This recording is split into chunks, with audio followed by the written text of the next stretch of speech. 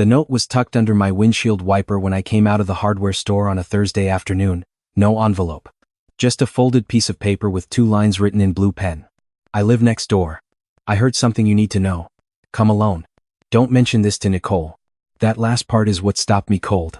I stood there in the parking lot, the paper trembling slightly in my hand, not from the wind but from something that had just shifted inside my chest. My name is Marcus Webb. I'm 34 years old. I built a landscaping and outdoor construction company from a single truck and a borrowed trailer over the past 11 years.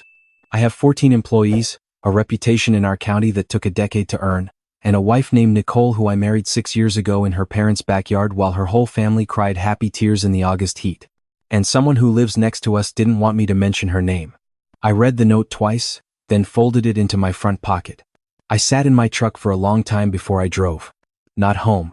I drove around the block, then the next block, then parked on a side street and just stared at a stop sign until my thoughts stopped bouncing off each other. There was a rational explanation. There had to be. The neighbor had misheard something, gotten the wrong idea. Was nosy and bored. Nicole was my wife. We'd been through the lean years together. The 2 employee years, the year I worked 16-hour days and came home too tired to eat. She'd stayed. But then I thought about the note again. Come alone. Who writes that unless they mean it? The address on the back of the note was for the house directly behind ours, backing up to our property along the fence line. Her name was Patricia Odom, retired schoolteacher, mid-60s, kept a garden that made ours look like a parking lot. I knew her the way you know good neighbors a wave over the fence, her dropping off zucchini in the summer, nothing more. I knocked on her door at 4:45 that afternoon. She answered before I finished the second knock, like she'd been watching for my truck. She let me in without a word, led me to her kitchen table, and sat down with the careful posture of a woman who had rehearsed what she was about to say and wasn't going to lose her nerve. I'm sorry to do this, she said.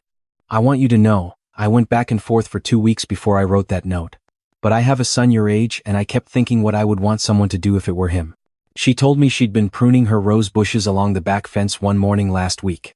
Early, barely 7. She hadn't made any noise. The yard was quiet. And through the fence slats, she could see your brother-in-law. She called him the tall one with the gray cap sitting on your back porch on the phone. I held my face still. She was talking about Derek, Nicole's younger brother. He'd moved into our guest room 9 months ago after his marriage fell apart and his apartment lease ended at the same time. We'd given him a timeline. 6 months, find a new place, get back on your feet. That timeline had come and gone, and every time I raised it with Nicole, she looked at me like I'd suggested throwing a stray dog into traffic. He's going through a hard time, Marcus. He needs us right now. 9 months of him at our kitchen table. 9 months of him using my truck on weekends. 9 months of reasons why next month would be better for him to start looking. Patricia folded her hands on the table. She said she heard him say, clear as anything, we just need him focused on the business. Keep him busy with the Hartwell bid. Once the transfer clears, it doesn't matter what he figures out. She paused. Then she said, he was laughing when he said it. The transfer.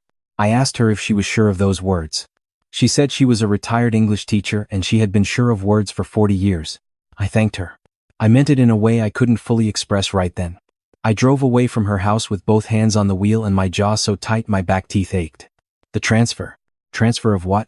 We had a jointly held LLC, Webb Outdoor Solutions, that Nicole and I had structured together 4 years ago when the business grew past the point of sole proprietorship. Her name was on the operating agreement as co-owner, which had made sense at the time. She was my wife. She helped with billing and vendor calls in the early years. It had seemed like partnership. I drove to my office instead of home. I sat down at my desk, pulled up our LLC documents in the online state portal, and logged in with the credentials I hadn't checked in over a year because everything had been running cleanly. Or so I thought. There was a pending amendment filed 11 days ago. I stared at it.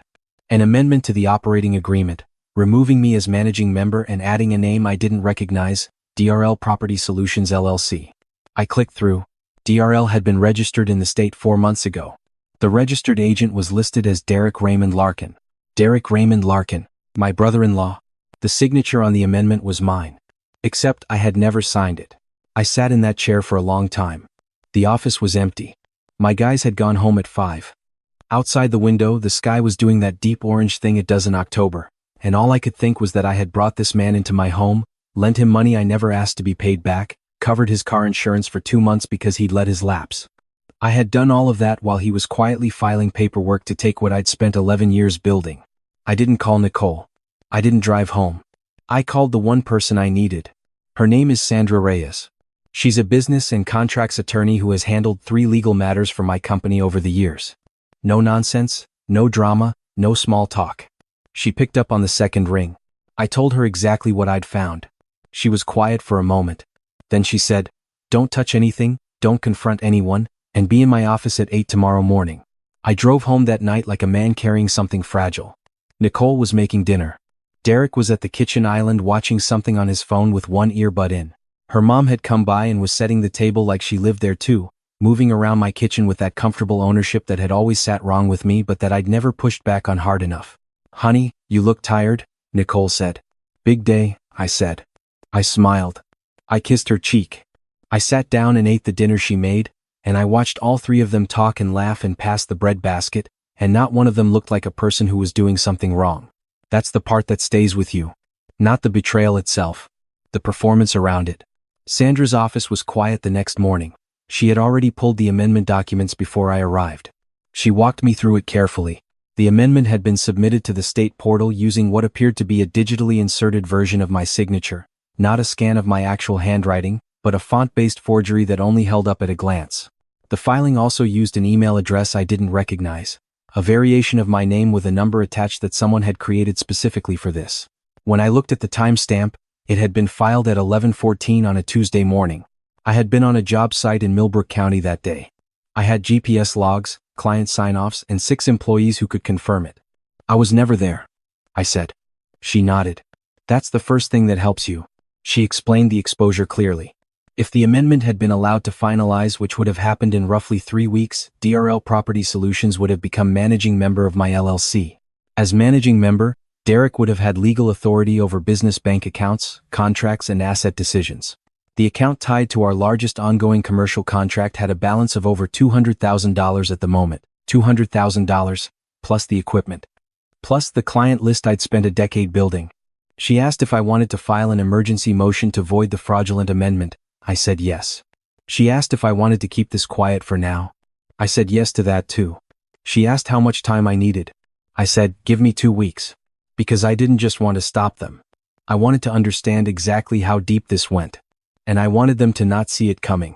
Sandra filed a protective hold on the LLC that same day, a procedural block that would prevent any further changes to the operating agreement without a verified signature in person. It was internal, quiet, bureaucratic. Nothing that would trigger an alert on their end. She also advised me to begin separating personal assets quietly. Savings accounts that were jointly held, I moved into a newly opened individual account at a different bank. Equipment that was titled under the LLC, we began the paperwork to retitle under a second LLC. Sandra helped me register that week a holding entity in my name only. At home, I played the same role every night. Tired from work. Focused on the Hartwell bid, which was real, a large commercial property contract that would be worth close to $120,000 if we won it. Derek had been asking about it constantly.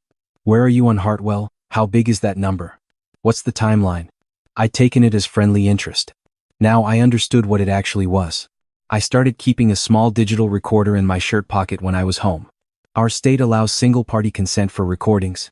Sandra had confirmed it. On the 4th night, I got what I needed. I was in the garage doing paperwork, door cracked open. Nicole and Derek were in the kitchen, voices low but not low enough. I heard Derek say, "He moved the Hartwell payment timeline. It's not hitting until December now." Nicole's response, "That's fine, as long as the amendment clears before then." Derek again, "Sandra's going to see it eventually, just make sure he doesn't talk to her before." And then one of them must have moved because the voices dropped away. Sandra. They knew about my attorney. Of course, they did. Nicole knew about Sandra. They had thought ahead. But they hadn't thought ahead far enough. What they didn't know was that Sandra had already filed the protective block. What they didn't know was that I had 6 days of recordings. What they didn't know was that the account they were planning to drain had been reduced to a working minimum, and the real funds had been moved somewhere they couldn't touch. I let 2 more weeks pass. I played the part completely. I came home on time. I made coffee on weekend mornings. I took Nicole to dinner on a Friday night and let her talk about her plans the way she always did, the renovated bathroom she wanted, the vacation she'd been researching. I listened to all of it and understood, for the first time, that she had been spending my money in her imagination for a long time, not as a wife building a future. As a woman who had already decided the future belonged to her. The thing about playing dumb when you're not is that it requires something close to acting. You have to let the other person feel comfortable. You have to give them enough rope. And the rope I gave them was this. On a Monday evening, 2 days before I'd planned for everything to land, I came home and announced that Webb Outdoor Solutions had won the Hartwell contract. The reaction was immediate. Nicole threw her arms around me. Derek stood up from the couch and shook my hand with both of his, pumping it hard, grinning like he'd won something. Her mother, who happened to be there again, her mother was always just there, said she knew it. She always knew I had it in me. I told them we should celebrate. I said I'd take everyone to dinner Friday night. They agreed. They were happy. They thought they had time. Wednesday morning, I woke up at 6 and put on the most ordinary clothes I owned: work jeans, a plain blue shirt, boots. No ceremony. I made coffee and drank it on the porch while the sun came up. At 7:45, Sandra texted me one word: ready. At 9 a.m., the doorbell rang. Nicole was still in her robe. Derek was at the kitchen island eating cereal. Her mother had slept over again. She did that more and more lately. And now I understood what that was too. They were building a presence. Making my house feel like their house so that by the time the documents cleared, the transition would feel natural. I opened the front door. Sandra was standing there in a dark blazer, a folder under her arm, a paralegal beside her. Behind them, a process server in a gray jacket. "Come in," I said. Sandra stepped inside. She looked at Derek first, then at Nicole, then at her mother. She set the folder on the dining room table with the kind of deliberate quiet that makes a room go still. Nicole's face shifted. "Who is this?" "You know who this is," I said. "You knew she'd get here eventually. You just thought it would be too late." The process server stepped forward. He addressed Derek by his full name, Derek Raymond Larkin, and informed him he was being served with notice of a civil fraud claim related to the unauthorized filing of a forged operating agreement amendment in connection with Webb Outdoor Solutions LLC. A parallel notice was handed to Nicole. Derek pushed back from the counter. "This is insane." Sandra opened the folder. She laid out 3 pages side by side on the table like she was dealing cards. The fraudulent amendment. The digital signature comparison report prepared by a forensic document examiner she'd retained the previous week. And the timestamp log from the state portal showing the filing was made while I had verifiable, documented proof of being 40 miles away. Nicole's voice went flat. "You don't understand what's been happening here." "I do," I said. "I understand all of it. I've understood it for 2 weeks." She tried a different angle. "Marcus, can we just talk about this privately? There are things you don't know. Things I've been trying to figure out how to tell you." I almost let her finish. That's the part I'm least proud of. There was still a version of me that wanted to believe there was an explanation. That something had gone wrong that wasn't what it looked like. But then I thought about Patricia Odom pruning her roses at 7 in the morning and deciding after 2 weeks that she couldn't stay quiet. I thought about Derek laughing on the phone. I pulled out my phone. I played 30 seconds of the kitchen recording. Just enough. Derek's voice. Then Nicole's, clear as anything. The room went quiet in a way rooms only go quiet when there's nothing left to say. Sandra spoke. She outlined the full scope of what had been filed on my behalf and what would be filed civilly if the matter was not settled immediately and cleanly. She made clear that criminal referral for forgery and fraud was on the table. She also informed them that all jointly accessible financial accounts had been placed under a protective review, and that the business itself had been restructured under a separate holding entity effective 48 hours prior. Her mother stood up. "You can't do this to your own family." "He's not my family," Derek said, and I genuinely think he believed that made things better for him. I turned to him. "You moved into my house. You ate my food. You borrowed my truck and my money and my patience for 9 months, and you spent that time filing paperwork to steal what I built. I don't say that word lightly. Steal. But that's the word that fits." He didn't answer. I looked at Nicole. I'd spent 11 years building something real. I'd worked through the years when we had nothing. When I was driving a truck with a cracked windshield because I couldn't afford to fix it and still needed to make payroll. She'd been there for those years. She knew what they cost. And she had looked at all of it and decided it was worth more as something to take than something to build together. I told them they had until the end of the day to remove their personal belongings. I told them that Derek's name would be removed from the LLC filing within the week, which Sandra had already prepared.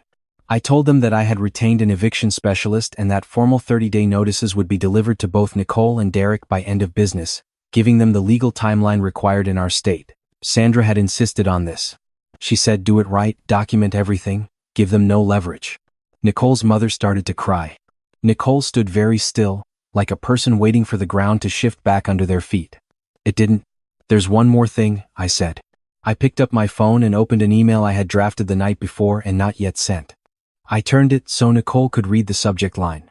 It was addressed to the state licensing board. Nicole had been quietly building toward a real estate license for the past year and a half. She'd passed her pre-licensing coursework 6 months ago. She had her exams scheduled for the following month. She had told me it was something she'd always wanted, a career she was building for herself, and I had supported it, had actually paid for the coursework, had quizzed her on the practice questions on Sunday evenings. The email outlined her participation in the filing of a fraudulent business document, the recorded conversations confirming her awareness and intent, and included all supporting materials as attachments. She stared at the screen for a long time. "You wouldn't," she said. I hit send. "I'm not going to tell you it felt good in the way I expected it to. It felt necessary. There's a difference. Good would have required something that was never actually there to begin with, some real version of the marriage I thought I was in. What it actually felt like was the moment you stop holding your breath after holding it for a very long time." They were gone by 4 o'clock. I know, because I wasn't home to watch. I'd gone back to Sandra's office to finalize the last of the restructuring paperwork. When I returned, the guest room was cleared out. Nicole's closet was mostly empty. A few things were left behind: a coat, some shoes, a photograph on the dresser that I assumed she'd forgotten in her rush and that I left sitting exactly where it was. Patricia Odom had left a plate of zucchini bread on my porch with a note that said simply, "Good." I brought it inside, made coffee, and sat at my kitchen table alone for the first time in 9 months. The house was quiet in a way it hadn't been since Derek moved in. No one in the next room. No voice from around the corner. Just the sound of the coffee maker and the October wind against the windows. I thought about the 11 years. The cracked windshield. The first big contract, which was a city park job that paid $42,000 and felt like $1 million. The employees who'd stayed with me, some of them for 6 or 7 years now, people who'd trusted me with their livelihoods. That was the part that had made me angriest when I'd sat in my office that first night and read the amendment filing. Not my money. Not even my name. The people who worked for me, who had families, who counted on the business being solid. Derek hadn't thought about them for a single second. 3 weeks later, I received confirmation from the state that Nicole's real estate license application had been flagged pending review of the reported conduct. The process would take several months. It might result in denial. It might not. That wasn't the point. The point was that every action has a paper trail, and every paper trail tells a story, and the story she had chosen to write was now part of her permanent record. Derek received a target letter from the county DA's office 6 weeks after Sandra submitted the referral. I don't know what will come of it. That part is no longer mine to manage. What is mine? 14 employees starting a new commercial contract in the spring. A company restructured cleanly, owned clearly, protected properly. A guest room that is now a proper office. And a neighbor named Patricia who gets a gift card to the garden center every month because some debts you pay forward in small, consistent ways. I am not a man who needed his wife to be perfect. I am not a man who needed everything to go right all the time. I know how to work through hard things. I had 11 years of evidence that I knew how to work through hard things. What I couldn't do, what no one can do, is build something real with a person who was only ever waiting to take it. She thought the quiet ones don't notice.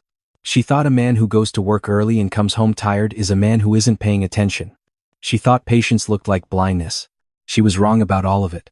I didn't just build this company. I know every bolt and beam of it. I know which clients pay late and why. I know which employees need to be pushed and which ones need to be left alone. I know the weight of every decision I've made over 11 years, because I made every single one of them with my own hands. You don't take something from a man who built it that way. Not because he'll stop you, though he will, but because he'll see you coming long before you ever get close.